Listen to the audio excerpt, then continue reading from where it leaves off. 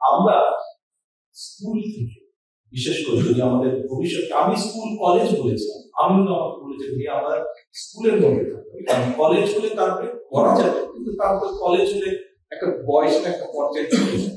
কিন্তু আমরা যদি স্কুল থেকে ট্যালেন্ট হান্ট করি, যারা স্পোর্টসম্যান, ফুটবলে ভালো, কেউ টেনিসে ভালো, কেউ ক্রিকেটে ভালো, কেউ ভলিবলে ভালো, কেউ বাস্কেটবলে ভালো, এভাবে আমরা স্কুলগুলো থেকে বের করে নিয়ে আসবো।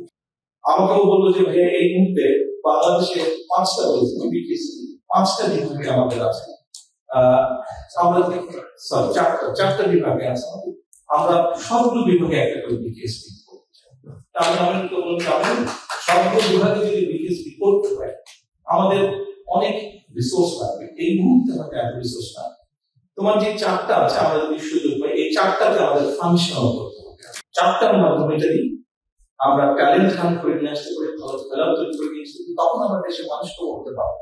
আমরা যদি প্রেজেন্ট করতে পারি ভালো ভালো বিভিন্ন ডিফারেন্ট স্পোর্টসে ভালো ভালো এতে আমরা যদি খেলা বের করে আনতে পারি, তখন আমরা জাতির সামনে উপস্থাপন করতে পারবো আরো কেন বিকেএসপি আমাদের দরকার, সেটি আমরা উপস্থাপন করতে পারবো। এখন এর মধ্যেই আমাদেরকে করতে হবে।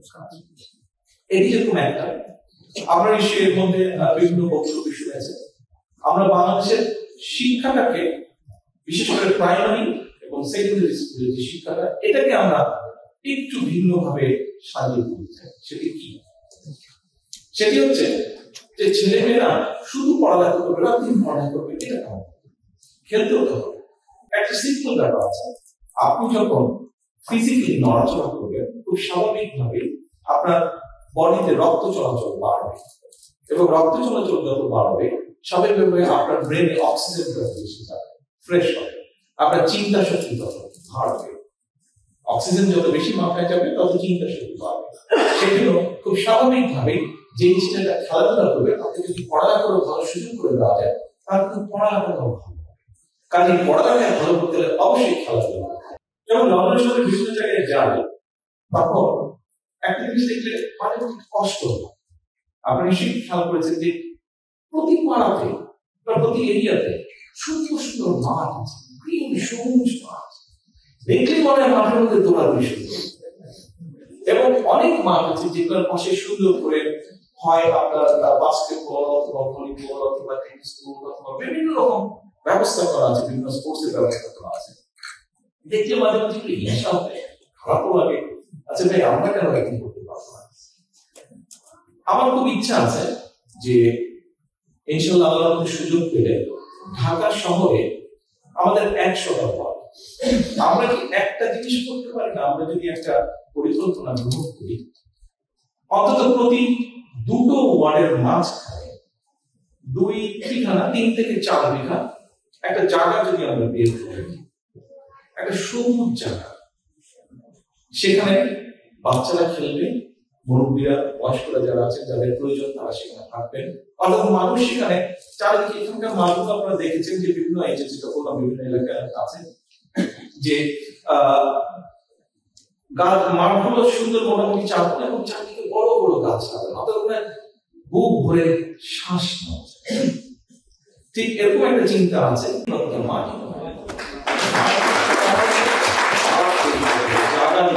খোলা জায়গা দিতে হবে যেখানে বাচ্চারা যাবে। আমরা অনেক সময় শুনি আত্মীয় স্বজন বিভিন্ন পরিবার পরিজন করে এই বাচ্চাদের সাথে শুধু ফোন নিয়ে খেলছে, আরে ভাই বাচ্চাদের কিন্তু মাঠ করে দিতে হবে, তাহলেই ওরা খেলবে। মাঠের ব্যবস্থা নাই বলেই তো ওরা আজকে সারাক্ষণ ঘরে বসে আছে, সারাক্ষণ ইন্টারনেটের মধ্যে আছে। তো এরকম একটি চিন্তা ভাবনা আছে। যে কথাটি বলছিলাম যে স্কুলের সিলেবাসটাকে ঢেলে সাজাতে চাই। কেমন? আমাদের স্কুলে কম বেশি বিভিন্ন সাবজেক্ট আছে, বাংলা আছে, ইংরেজি আছে, অঙ্ক আছে, বিজ্ঞান আছে, যেটাই হোক সাবজেক্ট আছে। প্রত্যেকটা সাবজেক্টের হয়তো কম বেশি মার্কিং, কত মার্কিং থেকে 100 মার্কিং। এখন আমরা 100 মার্কিং থেকে কিছু কিছু মার্কিং বের করে আনতে চাই। অবশ্যই স্পেশালিস্ট আছে, ওনাদের সাথে আমরা আলাপ করবো, বাট আমাদের প্রাইমারি দিচ্ছি। এখন এই মার্কিংটা বের করে নিয়ে এসে আমরা বিভিন্ন জিনিস ওখানে ইন্ট্রোডিউস করবো। যেমন সেট হয় না Bangla first paper, Bangla first paper 100 mark আছে। 100 মার্ক থেকে যদি ওটাকে 80 নিয়ে আসেন, 20 মার্ক বের করে নিয়ে আসেন।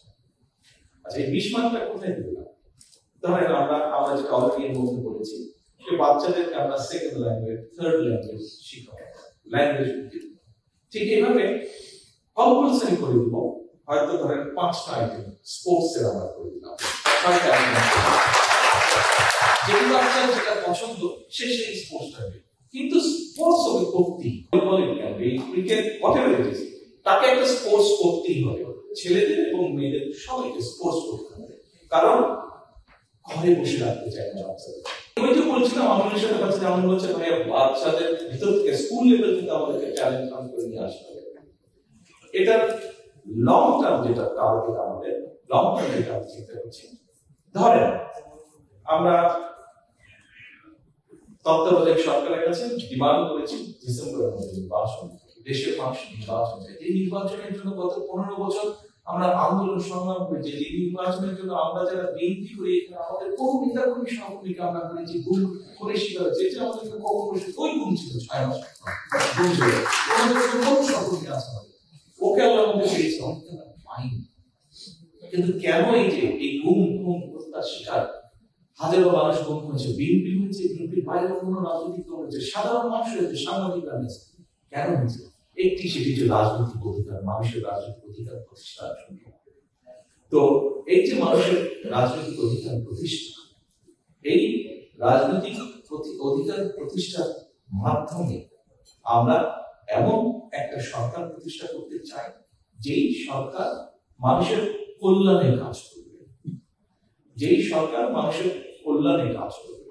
আজকে আমরা ইনশাআল্লাহ আগামী দিনে বিএনপি সরকার গঠন করতে পারলে, ধরেন আমরা যে ডিসেম্বরের মধ্যে নির্বাচন দাবি করছি, ডিসেম্বরে যদি নির্বাচন ইনশাআল্লাহ হয়, এই সরকার এই ইন্টারিম গভর্নমেন্ট নির্বাচন দিয়ে পরে অথবা যে টাইমই তারা বলছে, যদিও আমরা চাইছি ডিসেম্বরের মধ্যে নির্বাচন হয়ে যাবে, তাহলে 26 সাল, তাহলে নেক্সট অলিম্পিক কবে হচ্ছে? নেক্সট অলিম্পিক কবে হচ্ছে?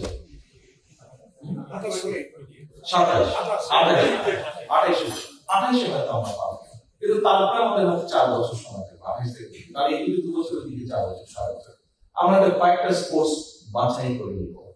এই কয়েকটা স্পোর্টসে নেক্সট 6 বছর আমরা এক্সারসাইজ করব, সব রকম ভাবে আমরা করব, যাতে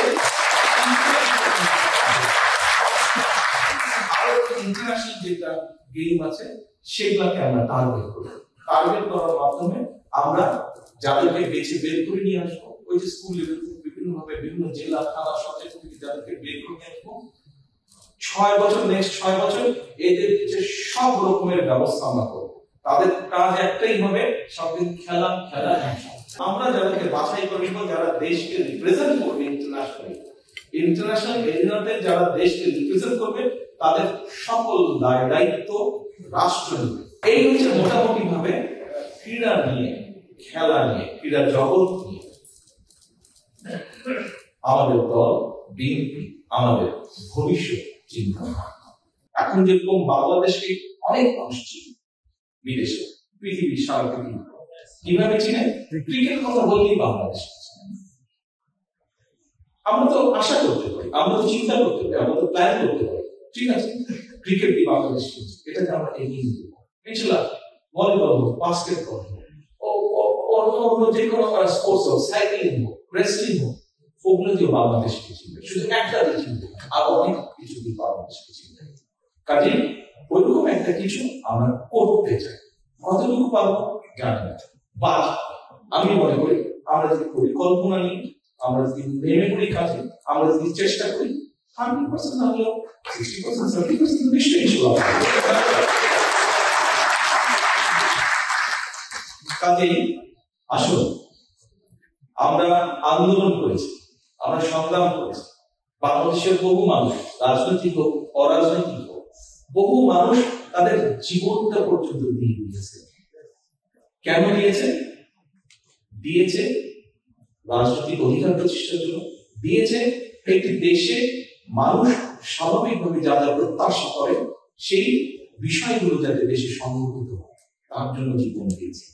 যে মানুষগুলো জীবন দিয়েছে, যারা চলে গিয়েছে আমাদেরকে ছেড়ে, আসুন আমরা আন্দোলন করেছি, সংগ্রাম করেছি, এখন যে দেশ গড়া, প্রত্যেকের কাছে আহ্বান, প্রত্যেকের কাছে অনুরোধ, আমরা আন্দোলন করেছি, সংগ্রাম করেছি, আমরা একটি জায়গায় এসে দাঁড়িয়েছি।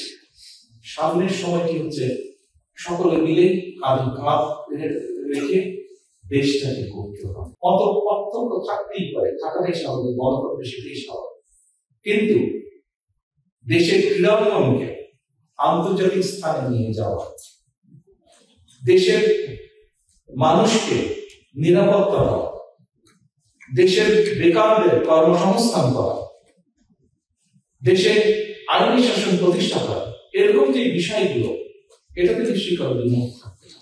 স্বাস্থ্যের সকলের জন্য মিনিমাম একটা স্বাস্থ্যের ব্যবস্থা করা, এটাতে কারো বিমুখ থাকবে না। কাজে আসুন, এইগুলো যাতে আমরা সকলে মিলে, সকল রাজনৈতিক দল একসাথে মিলে আমরা কাঁধে কাঁধ মিলিয়ে কাজ করতে পারি, দেশটাকে গড়তে পারি, দেশটাকে সুন্দরভাবে সামনে এগিয়ে নিয়ে যেতে পারি। আজকে আরাফাত রহমান কোকো মেমোরিয়াল ট্রাস্টে এই হোক আমাদের প্রত্যাশা।